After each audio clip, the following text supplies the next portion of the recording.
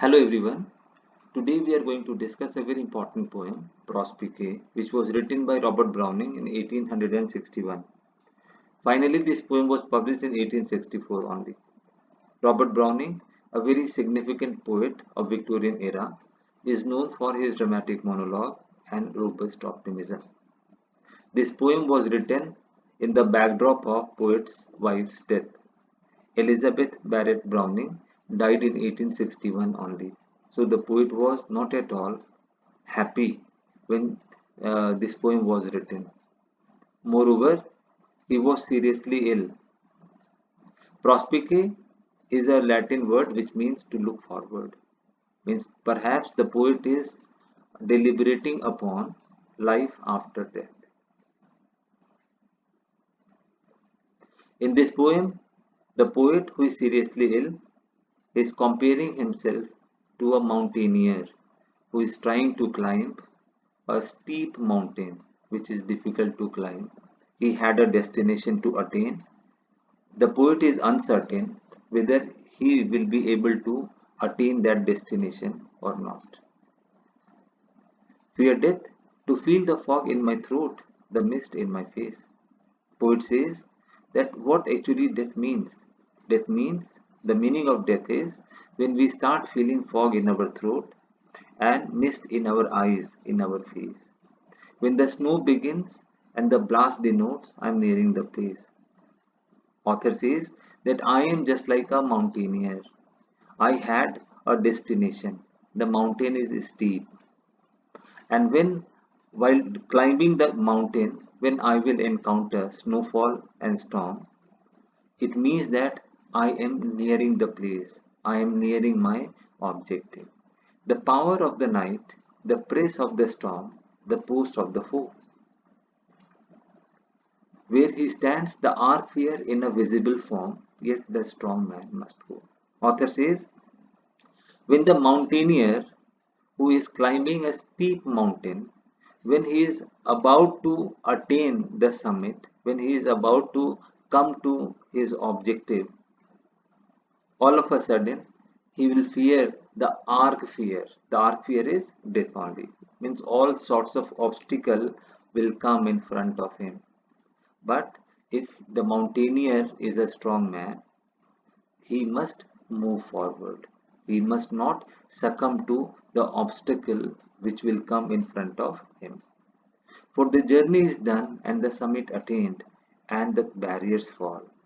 Though a battle to fight ere the guardian began, the reward of it all. Author says, for the journey is done and the summit attained, and the barriers fall. Author says that for a mountaineer, for a brave man, if he really wanted to attain the summit, attain his objective, he has to overcome all the barriers which will come in front of him.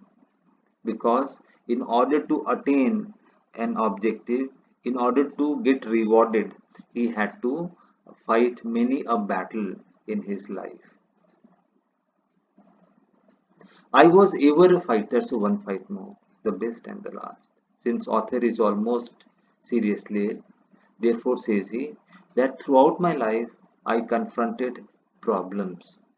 I was a very great warrior. I never succumbed to any problem quite easily. So let me fight the last battle of my life, both as a mountaineer as well as a person who is bedridden, who is seriously ill. I would hate that death bandaged my eyes and forebore the and bade me creep past. Author says that I am not the person who would like to creep past the death or bandage my eyes out of fear. No, I am a warrior. I will like to face death face to face. No, let me taste the whole of it. Fear like my peers, the heroes of the old. Author says, death had certain companions, certain associates. Mist, fog, pain, suffering are the associates of death. So, if I had to die, let me confront everything. Let me bear the brunt. bear the brunt in a minute, pay glad life's arrears of pain, darkness, and cold. Author says that there is every possibility that I will die while confronting the last battle of my life. But I must acknowledge that pain and suffering and darkness and cold, they are the areas of death. So, as a brave man, I should confront all those areas or associates of death.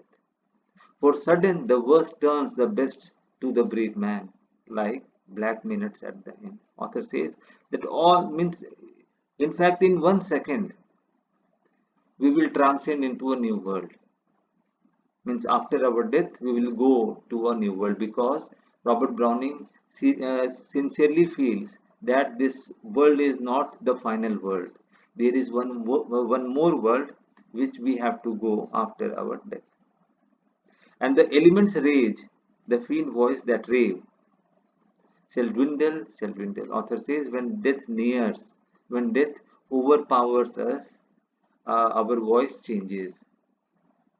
Shall change, shall become first a piece out of pain, then a light, then thy breast. Author says that if I will die, all of a sudden I will transcend peace from my suffering.